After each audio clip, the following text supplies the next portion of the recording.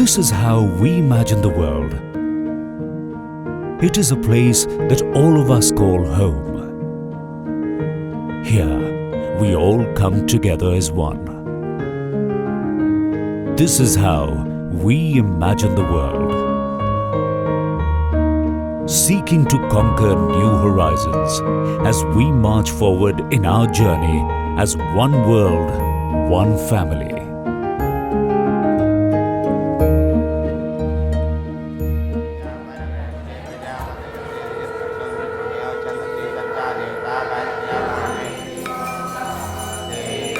Vasudhaiva Kutumbakam is a unique philosophy that resonates at the very core of India's age-old tradition of inclusion.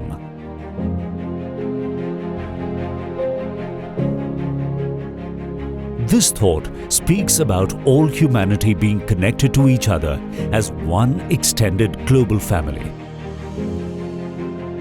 It is carried forward by our PM Shri Narendra Modi, who believes in uniting humanity by following in the footsteps of this ancient Indian adage. Our vision of Sabka Saath, Sabka Vikas reflects this belief as we work together with our partner countries, bringing empowerment and growth for all. In the recent times, India is emerging as a key player in development cooperation. The initiatives include trade and investment, technology transfer, health, infrastructure, finance through credit lines and grants, training and capacity building. India's development cooperation is impacting 63 countries across 3 continents today through majorly concessional lines of credits or LOCs. In multiple countries of Africa, India is an active partner for significant development projects.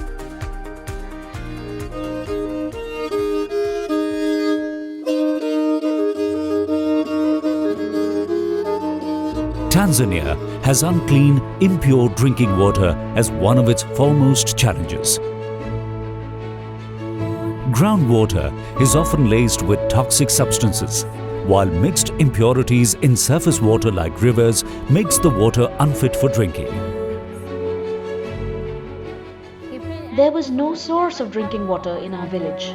The water we had was impure and unhealthy. I had to go many miles every day to fetch water for my children to drink.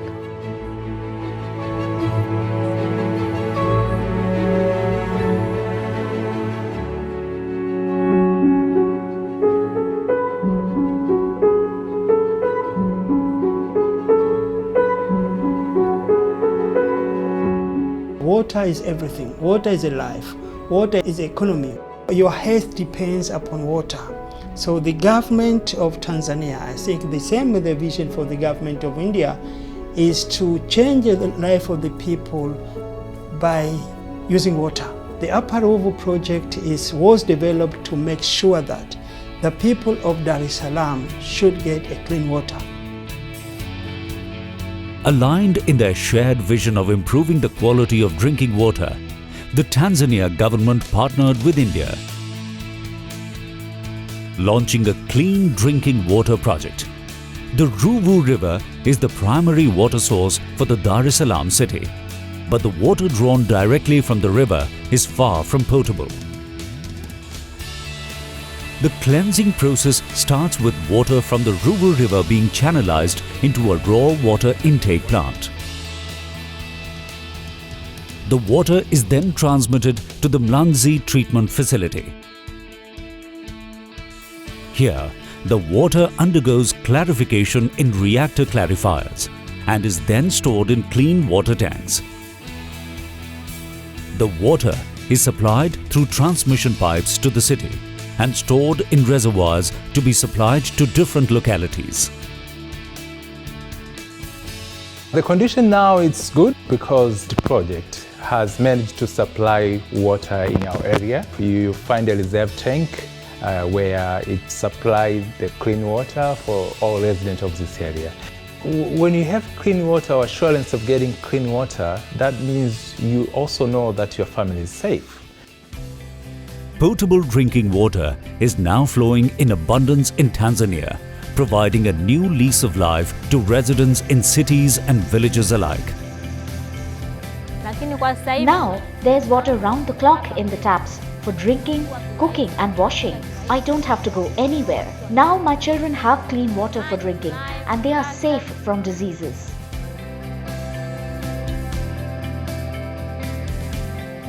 More such projects to improve availability of drinking water are ongoing in several other countries of Africa. Life is a precious gift. The only time we feel truly alive is when we are following our passion, chasing goals that would open new avenues, transforming our dreams into reality. I love football since I was young. I used to play football because when I was young I see English Premier League and someone, Cristiano Ronaldo, is inspiring me to become a player. My dad and my mom have 8 children. I get inspired from my family because from my sister, brothers, they study hard. So even me, I want to study hard to get a good job. I want to be an electronics engineer. Dar es Salaam City, a central knowledge hub of renowned colleges and universities. This is where Labib and hundreds of other students come from all over the country every day to fulfill their educational aspirations. The Dar es Salaam Institute of Technology promises a world of learning and skill development for all. Here, the India-Tanzania Center of Excellence in Information and Communication Technology is an information technology center that is a collaboration between India and Tanzania, aiming to improve digital literacy in Dar es Salaam. The supercomputer at the center is a hub of information and opportunities, bringing the entire world at the doorstep of the students. With the new digital skills that he has acquired from the Information Technology Center, Labib is now confident that he can transform his life into the one that he has always dreamt of.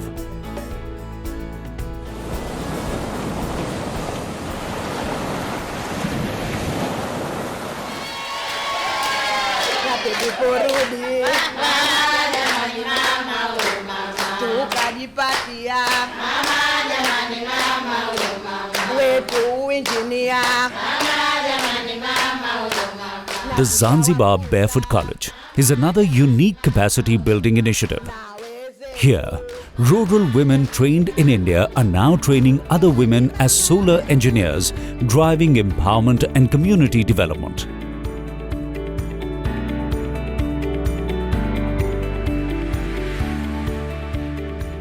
Under the International Solar Alliance, India is advancing use of solar energy through global capacity building.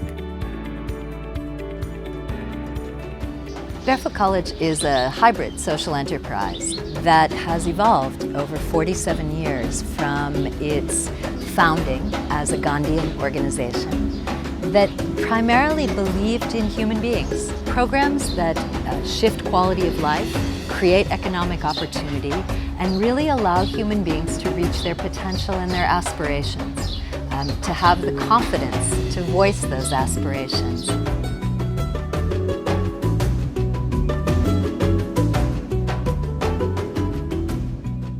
Before I went to India, I was only a village woman. Today, I am a solar engineer. I teach other women how to make solar equipment. My India trip has shaped my identity and made me who I am today. But the foundation of this dynamic social enterprise was laid 47 years ago in the desert state of Rajasthan.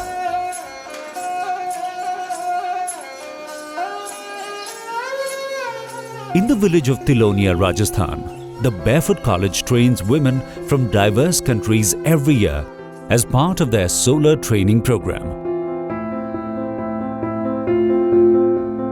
Arriving with very little education, the women leave as certified solar engineers after attending a 6 months training at the Barefoot College. Huawa has travelled all the way to the Barefoot College with a mission. She is learning how to make solar equipment that can become a source of light for her village after darkness. Sometimes the children go to school in the night around 8. They go with torchlight. They use battery. Sometimes because there is no torch, they will not go. To bring light to such villages, the women learn how to build, install, maintain and repair solar electrification systems. Charge controller is in. Charge controller is in. Capacitor. It has been close to 2 months, but Huawa does not feel that she is among strangers. On the contrary, the participation and fellow feeling here makes her feel as if she is part of one large family.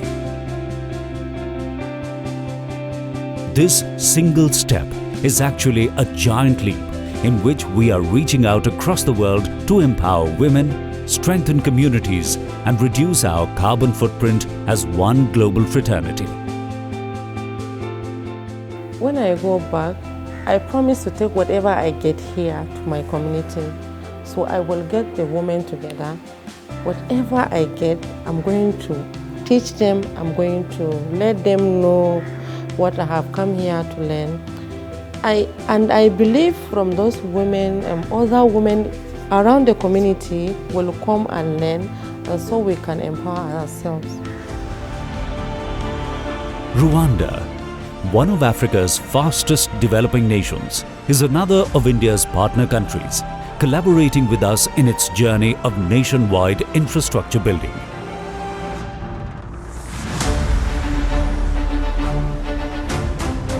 The Nyabarongo Dam, a massive hydroelectric project to generate electricity from the Nyabarongo River, is one such initiative. The 28-megawatt power station of this project generates 25% of the country's electricity, lighting up multitudes of cities and villages. Increase in installed power capacity is helping the Rwanda government provide the residents with power for homes, schools and hospitals. Since its inception, the hydroelectric project is playing a key role in the country's economic development, generating employment and investment opportunities. Today, the dam stands tall as a structure of national pride, a witness to the overall rapid progress of Rwanda.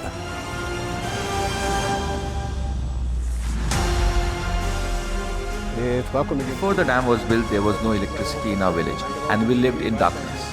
But after the construction of the dam, overnight I had electricity in my house. The entire village has electricity now. I never thought that a day would arrive when even after dark our homes would have light. In this manner, India is enabling increased power capacity today in countries like Sudan, Zambia and Zimbabwe, bringing electricity to homes and industries. From the distant lands of Africa to neighbouring countries like Sri Lanka, India's spirit of oneness touches lives everywhere.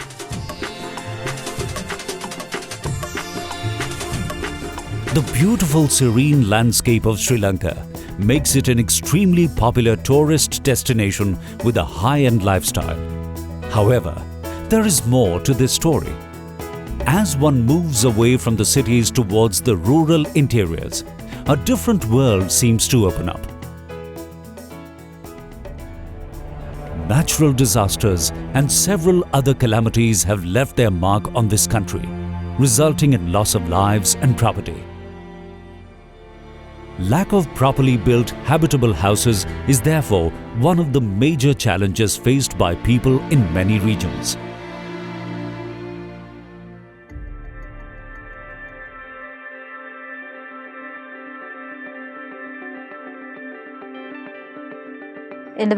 My name is Kumari.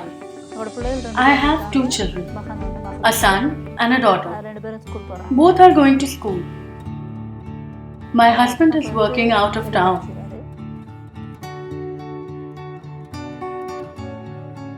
am working in this estate. It's my 10th year now. I go to pluck tea leaves in the morning after my children go to school.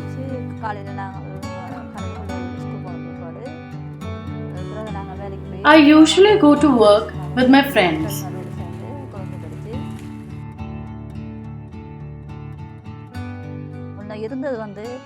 It was difficult to live in the old house. It was very congested and scary.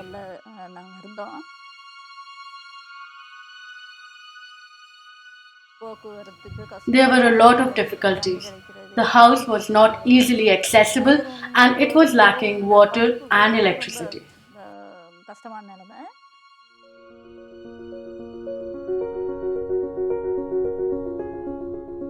Looking to provide a long-term, sustainable solution to the housing challenge, India has cooperated with the Sri Lanka government for the Indian Housing Project, a joint initiative between India and Sri Lanka. In the Nuwara Elia province, several people have been provided with new houses. The Indian Housing Project has provided thousands of displaced persons in Sri Lanka with homes of their own.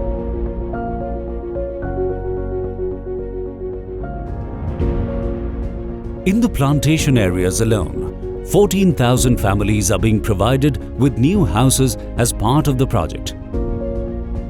In the northern and eastern provinces, 46,000 internally displaced persons have been provided with new or reconstructed houses. Through this project, land is provided to the residents using the home owner methodology as a means to ensure transparency. This gives the residents a sense of personal ownership and also makes them directly accountable for completing the construction of their houses. After getting this new house, we got a happy life, like our children dreamt. Our life changed a lot since then. We do not want to go anywhere leaving this place. We are so blessed to get this house. We will work hard and live here happily.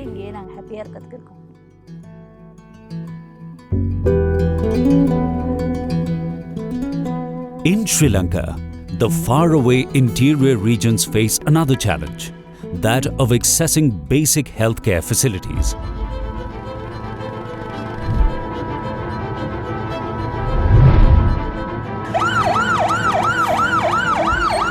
Sometimes, reaching a hospital in time becomes a matter of life and death in the remote areas of Sri Lanka.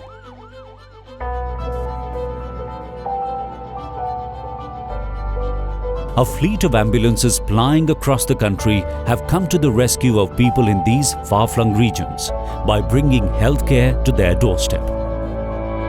Stocked with basic medical facilities, this countrywide National Emergency Ambulance Service is another partnership between India and Sri Lanka, saving precious lives of people.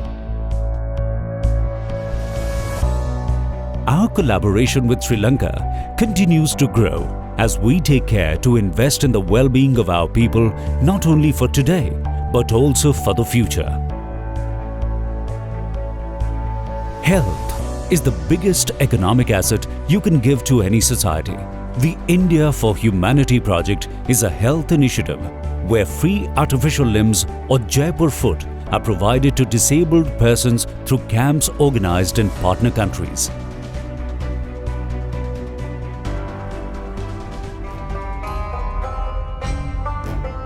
Afghanistan, a country rich in breathtaking landscapes and natural resources, is also a nation slowly getting back on its feet after decades of civil and military unrest. As one of Afghanistan's closest neighbors, we share their vision of building the nation and bringing all-round well-being to people. The Afghan-India Friendship Dam, or the Salma Dam, is one of the longest and most significant India-Afghanistan collaboration initiatives. The dam is crucial to economic well-being in Afghanistan. irrigating 75,000 hectares of farmland and generating 42 megawatt of hydroelectricity.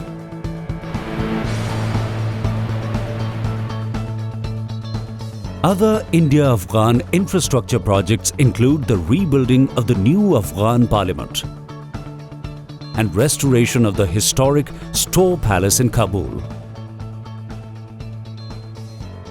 Similar restoration projects in Myanmar, Cambodia and Vietnam are helping in preservation of historical and cultural heritage of these countries.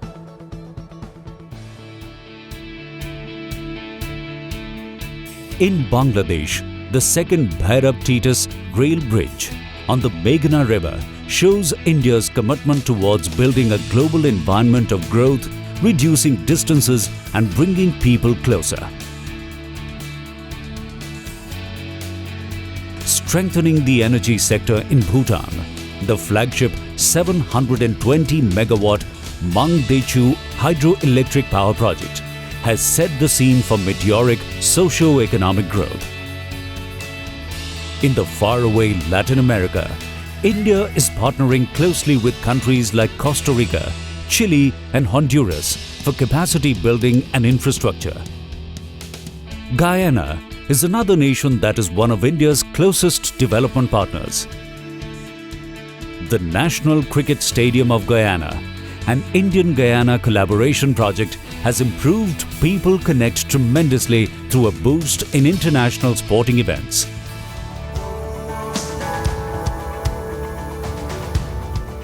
Skill development and capacity building for foreign nationals is one of India's core development interventions.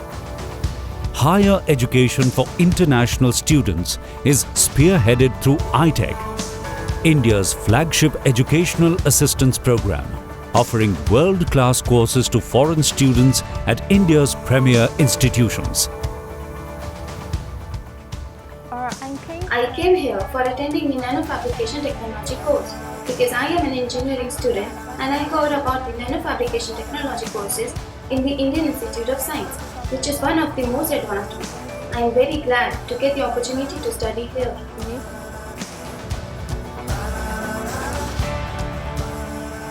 On the humanitarian side, India has always been the first responder for her partner countries in case of natural disasters, reaching out instantly with relief and support.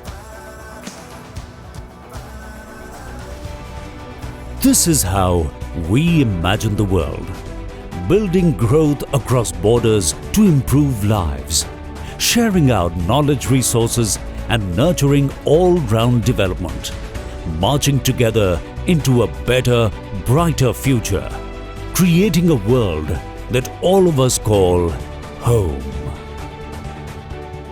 We are grateful to India for all the support. We are all part of one family. Thank you, India. Thank you, India.